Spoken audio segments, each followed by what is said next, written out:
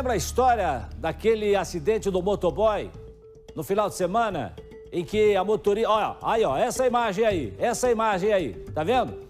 A mulher cruzou, ela estava na Nunes Machado, no centro de Curitiba.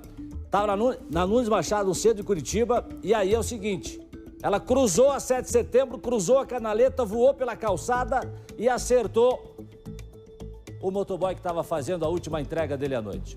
Agora o detalhe é o seguinte, as passageiras que estavam no carro, elas confirmaram que beberam antes da batida. Elas prestaram depoimento ontem. O carro em que elas estavam passou por cima da calçada, como você viu aí, voou a canaleta e tal, e atingiu o homem que estava fazendo a entrega.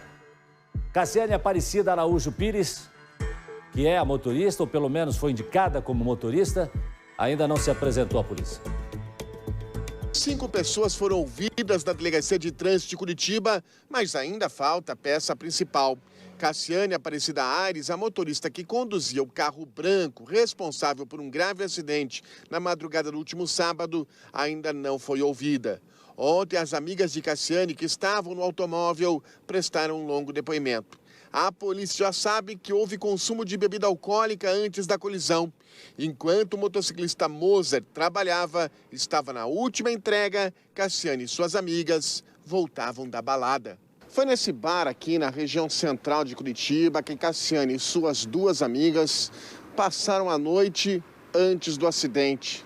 As 2 amigas de Cassiane prestaram depoimento ontem na Delegacia de Trânsito da capital. Elas informaram à polícia que aqui elas beberam pelo menos 4 garrafas de vinho. Estavam em 3 pessoas. Elas estavam no banco de trás, tendo em vista que elas se sentiram mal e acabaram adormecendo no veículo, também até pelo seu estado de embriaguez, e que elas teriam, momentos antes ali do acidente, consumido 4 garrafas de vinho, sendo que elas estavam em 3 mulheres, né?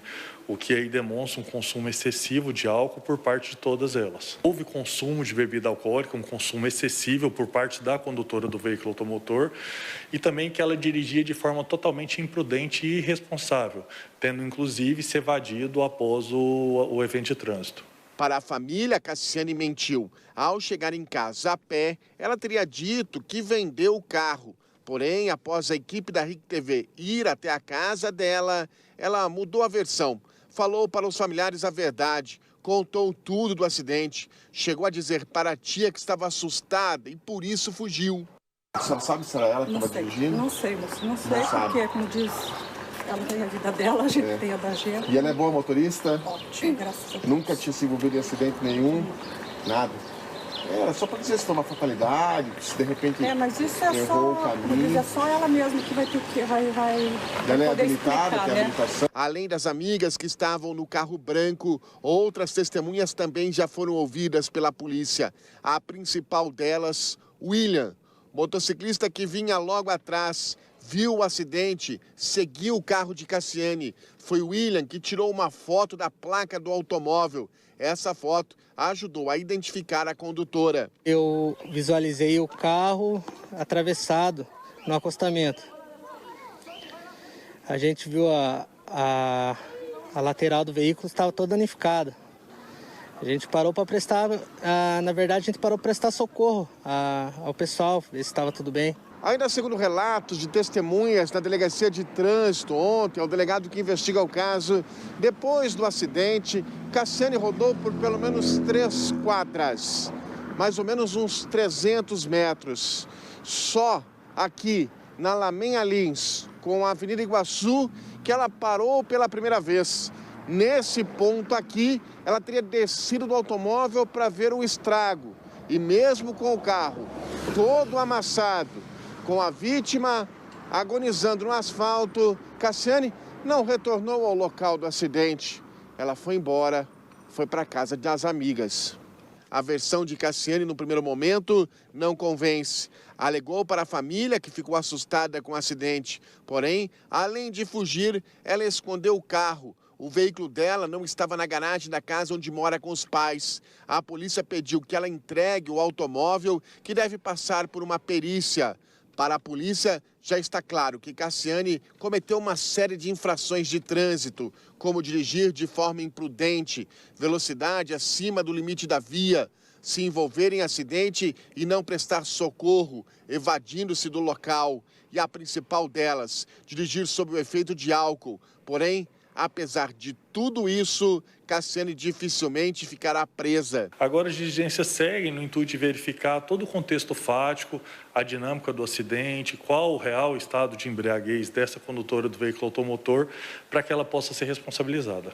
Ontem, para nossa equipe, a família de Cassiane disse que vai prestar auxílio ao motociclista Moza, que por hora não vai poder trabalhar até se recuperar de todos os ferimentos.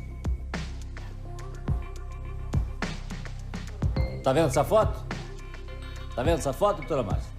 Essa é a Cassiane Aparecida Araújo Pires. Ela ainda não se apresentou. E eu sempre imagino o seguinte, como que uma pessoa que se envolve num acidente consegue deixar o local de um acidente onde você sabe que pelo impacto, pela violência, ficou alguém caído no chão, esticado no asfalto, precisando de ajuda, gritando por socorro muitas vezes. Por quê? A pergunta é, Cassiane, por quê? A Cassiane pode falar, nós estamos à disposição. Até eu corri, falei Pires, é Aires o nome dela, tá? É Cassiane Aires. Cassiane Aires. É isso? Tá certo agora, diretor? Agora tá certo. Cassiane Aires, é essa jovem aqui. E aí, ela ainda chegou em casa, a mãe preocupada, cadê o carro? Ah, botei pra vender, tá na loja, vou vender o carro. Né? Não é estranho, mas assim, de repente, do nada, de uma hora para outra, resolve chegar em casa, sair o carro, botou o carro para vender. Ela pode até dizer que não bebeu, mas as amigas já falaram que consumiram 4 garrafas de álcool. E ainda tem essas imagens aí, doutora Márcia, que elas falam por si, não falam?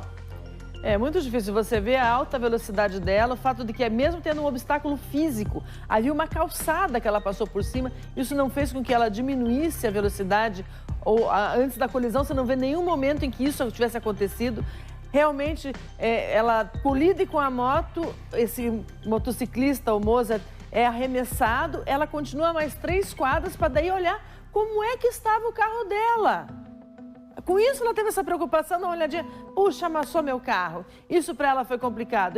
Realmente, essa é uma coisa que me dá uma estressada com o ser humano, essa falta de empatia. Tivesse ela arranhado um outro carro, em vez de colidir com uma pessoa, né? Tivesse arranhado um carro para... Já era momento de parar, de assumir responsabilidade. Mas não ir embora e depois se preocupar como é que está o carro dela, daí leva as amigas em casa, no dia seguinte conta uma historinha porque eu sumi com o carro.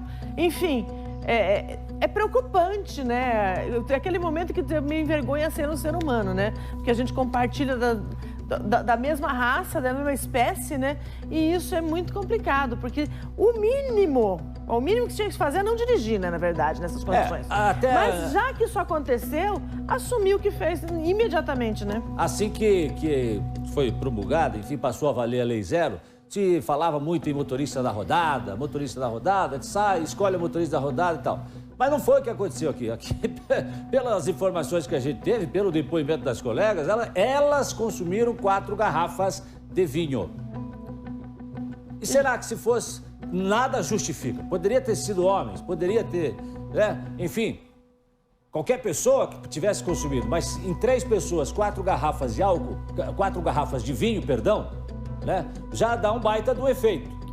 E aí eu pergunto para a senhora, doutora Márcia, a polícia trabalha com alguma hipótese ou com alguma questão científica de que a bebida no corpo do homem age de uma maneira, no corpo da mulher ela se torna um pouco mais frágil, alguma coisa nesse sentido ou não? As mulheres, elas se embriagam antes dos homens em termos de quantidade. Mas, de qualquer forma, a quantidade que embriagaria bem o homem também, né? Pelo falado ali, né? Isso também não seria...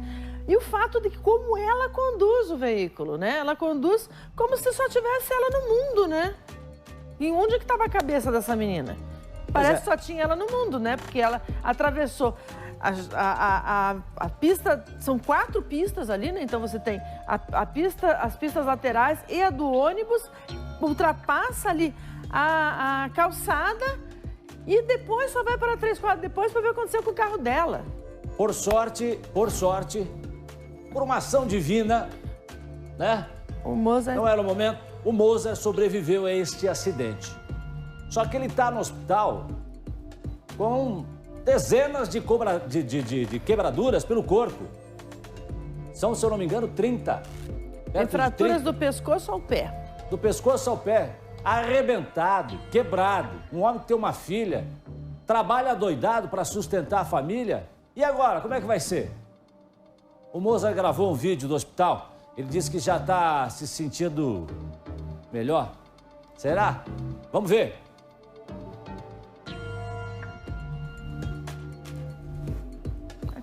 Tiraram o colar dele. Depois do susto, não estou correndo risco de morte mais. Estou com muitas fraturas. Braço, ombro, cotovelo, vou ter que refazer. Tórax, o osso externo, as 2 clavículas e a perna, mas já estou bem melhor. Agora é só esperar a recuperação. A gente ouvindo o Mozart, a gente fica feliz de saber que esse homem, que esse trabalhador, que esse pai de família, a gente sente que ele está animado, feliz por estar vivo. Vai enfrentar agora um período longo de recuperação, não tenha dúvida disso. Mas que bom, Mozart, continua com fé, continua com esperança, que você vai se recuperar bem, vai poder voltar a conviver aí com a sua família.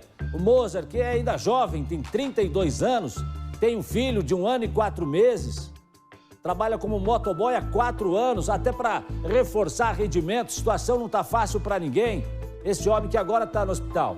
Mas se Deus quiser, você vai vencer isso no menor tempo possível, né? As nossas orações vão ser nesse sentido, pode ter certeza disso. Agora, doutora Márcia, tem um fato aí que deixa a gente com uma pulga atrás da orelha. Cadê o carro? Não foi para casa, a polícia não sabe onde é que está. E agora, será que esse carro está escondido? Ela deve ter Complicado, hein? Ela deve ter pensado na ideia de arrumar esse carro. Se ela arrumou o carro e teve essa iniciativa, isso pode ser entendido, inclusive, como uma fraude processual, né? Então, precisamos ver que ela apresente esse veículo ou que a polícia faça as buscas a eles, caso ela não apresente. Bom, ela não se apresentou ainda, diz que vai se apresentar. O advogado dela, inclusive, falou ontem aqui, o advogado da Cassiane. Que ele estaria viajando e por isso ele queria adiar a apresentação. Não sei se ele já marcou a apresentação do delegado. A polícia pode determinar um prazo? A polícia pode determinar um prazo para apresentar esse carro? Sim, a partir do momento em que ela não vem voluntariamente, a polícia vai intimá-la. E nessa intimação já vai solicitar a apresentação do veículo. Caso ela não o faça, é possível uma busca e apreensão para o veículo, né? Tá certo. Tem até imagens aí, porque os motoboys também se reuniram para pedir mais segurança, né? Aliás, todo final de semana, volta e meia, toda semana, tem problemas aí, a gente tem acidentes envolvendo motoboys e, mais uma vez, uma manifestação aí que reuniu cerca de 50 motociclistas. Ela começou ali na 7 de setembro, né? O mesmo local onde o Mozart ficou gravemente ferido. Mais uma movimentação aí por parte dos trabalhadores, dos entregadores que trabalham aí no trânsito, né?